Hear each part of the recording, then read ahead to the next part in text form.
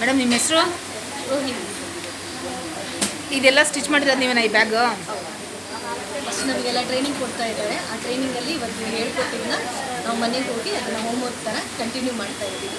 ಎಷ್ಟು ಟ್ರೈನಿಂಗಲ್ಲಿ ಇಷ್ಟು ಕಲ್ತಿದ್ದು ಮ್ಯಾಮ್ ನೀವು? ಹೌದು, ಸೊ ಎಲ್ಲ ನಮ್ಗೆ ಟ್ರೈನ್ ಮಾಡ್ತಾ ಇದ್ದಾರೆ. ಅದನ್ನೆಲ್ಲ ಕಲಿತು ನಾವೇ ಸ್ಟಿಚ್ ಮಾಡ್ತಾ ಇದ್ದೀವಿ. ಬೆನಿಫಿಟ್ಸು ಇದೆ ಇದು. ಏನು ಇದಾದಮೇಲೆ ಕಂಪ್ನಿ ಸ್ಟಾರ್ಟ್ ಮಾಡೋಂಗಿದ್ದೀರಾ? ಸ್ಟಾರ್ಟ್ ಮಾಡ್ತೀರಾ ಕಂಪ್ನಿನ? ಶೋರ್ ಮೇಡಮ್, ಮಾಡ್ತೀವಿ ಪಕ್ಕ.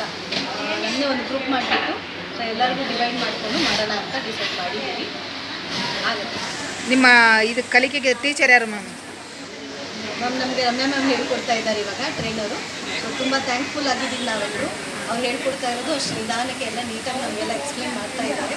ತುಂಬ ಖುಷಿ ಆಗುತ್ತೆ. ಎಲ್ಲ ನಮ್ಮ ಥರ ಹೆಣ್ಮಕ್ಳು ತುಂಬ ಸಾವಿರಾರು ಜನ ಕಲೀಲಿ ಅಂತ ನಾನು ಬಯಸ್ತಾ ಇದ್ದೀನಿ, ಹರಿಸ್ತಾ ಇದ್ದೀನಿ. ಎಲ್ಲರಿಗೂ ಬಂದು ಈ ಥರ ಎಲ್ಲ ಟ್ರೈನಿಂಗ್ ತೊಗೊಳ್ಳಿ ನಮ್ಮ ಥರ.